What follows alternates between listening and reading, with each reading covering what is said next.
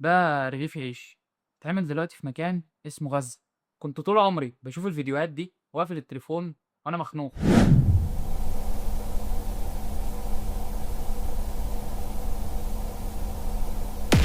ده خلاني اسأل سؤال شكله يكون غبي. ازاي خط رسموه على الخريطة بيحدد هل الرغيف ده يخش ولا لا؟ بس عشان تفهم مين ماسك الخط ده لازم نرجع 19 سنة ورا. سنة 2006 حصلت انتخابات وحماس كسبت. بعدها بسنة حصل انقسام وحماس هي اللي بقت بتحكم غزة فعليا.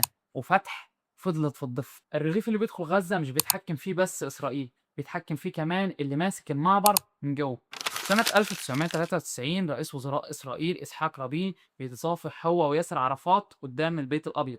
كان في طريق اسمه اتفاقيات أوسلو، وكان المفروض الطريق ده يوصل لحاجة اسمها دولة فلسطينية مستقلة. سنة 1995 رابين نفسه بيتقتل في مظاهرة سياسية على إيد إسرائيلي رافض للاتفاق. بعد 5 سنين قمة تفاوض أخيرة فشلت، وبعدها بشهرين بس حصلت انتفاضة جديدة. أنا وقفت هنا كتير وأنا بحاول أفهم، هل فعلا كان ممكن ينجح؟ ولا إحنا كنا بنحلم بحاجة مستحيلة من الأول؟ مفيش إجابة واحدة، وأنا للأسف ما عنديش إجابة واحدة أقدر أديها لك. بس لو دي مش بداية المشكلة، يبقى إمتى أصلا بدأ الاحتلال؟ الخريطة دي قبل يونيو 1967 بيوم واحد، والخريطة دي بعده ب6 أيام بس. 6 أيام كانت إسرائيل فيهم احتلت الضفة الغربية، القدس الشرقية، سيناء، والجولان.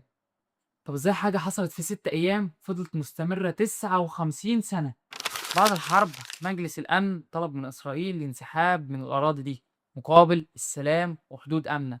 القرار ده كان معروف باسم القرار 242. القرار صدر سنة 1967. احنا لسه في نفس النقطة دلوقتي. بس قبل ما أقولك التاريخ عايزك تشوف إيه: باب بيت، مفتاح، وحاجات اتحملت على العجل. الحكاية دي بدأت قبل ما دولة إسرائيل تتعلن أصلا، بعد قرار تقسيم فلسطين سنة 1947.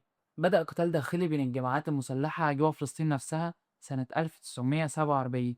وهنا في نظريات مؤامرة بتقول إن القتال ده ما بدأش من فراغ، وإن كان في حد هو اللي أطلق الشرارة الأولى إن القتال ده يبدأ. طبعا أنا وأنت عارفين مين المتوقع إنه يرمي الشرارة دي. التاريخ اللي أنا هقوله لك ده هو أهم يوم لازم تحفظه في حياتك كلها، أهم من تاريخ ميلاد، وأهم من أي تاريخ تاني لازم تعرفه. يوم 14 مايو 1948 إسرائيل أعلنت قيام الدولة، وبعدها الدول العربية دخلت الحرب. والنتيجة إن مئات آلاف الفلسطينيين خرجوا واتطردوا من بيوتهم وأراضيهم. الرقم المتداول بين أغلب المصادر التاريخية والأممية بيقول إن الرقم كان ما بين 750 ل 774 ألف فلسطيني. المناطق اللي خرجوا منها أغلبيتهم العظمى ما سمحوش ليهم إن يرجعوا لأراضيهم لحد النهاردة. وأنا بقرأ عن الرقم ده بعد أسابيع من البحث اكتشفت إن أنا بس لسه في الأول.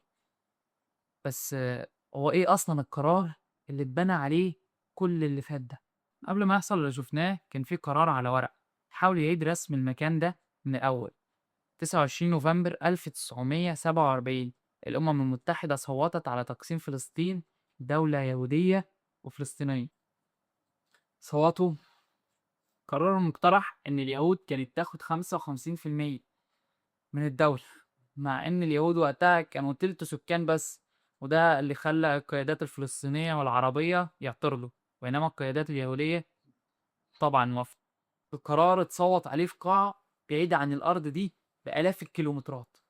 وهل أصلا القرار ده اللي اتكتب على ورق كان قادر إنه يعيش على أرض الواقع؟ عشان أعرف الإجابة كان لازم أرجع لأبعد من كده، أبعد بكتير. مين كتب أول سطر في القصة دي؟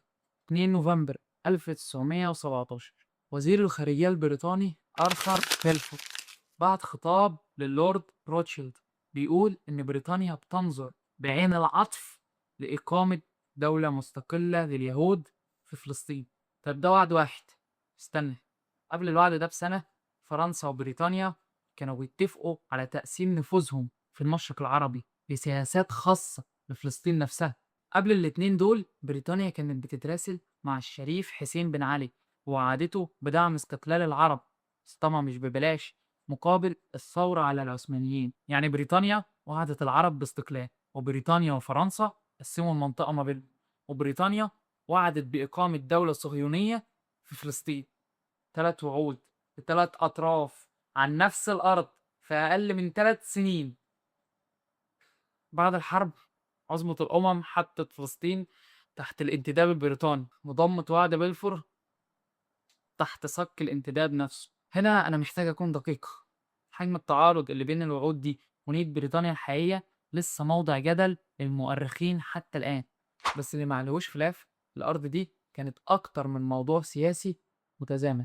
وكل مرة كنت بفتكر إني وصلت للبداية أكتشف إن في بداية أقدم. طب قبل كل الوعود دي مين كان عايش هنا أصلا؟ فلسطين كانت تحت الحكم العثماني، أغلبية اللي عايشين فيها كانوا عرب، وفي أقلية يهودية عايشين هناك من قرون. وفي نفس الفترة تقريبا بدأت تتحرك حاجتين مع بعض، حركة سياسية في أوروبا اسمها الصهيونية، بدأت تشجع يهود العالم إنهم يروحوا ويبنوا وطن ليهم في فلسطين. وكل مرة كنت بفتكر إني لمست الجذر كان بيبقى فيه جذر تحته، بس هنا قررت أوقف. أنا في أول الفيديو كنت شايف رغيف عيش، بس أنا دلوقتي شايف أكتر من 100 سنة ورا. ومش هقولك لازم نعمل كذا أو كذا، لأن أنا وأنت عارفين كويس إيه اللي المفروض يتعمل. مش هقولك فلسطين هتفضل كده طول ما إحنا كده، لأنك برضو عارف. كل اللي أنا هقولك إنك لما تفتح تليفونك وتشوف الرغيف ده تاني في الأخبار،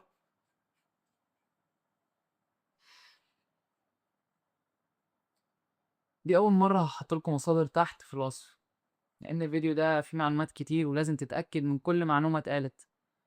تلاقي فيه شوية روابط تحت، لو عايزها ممكن تبقى تبص عليها.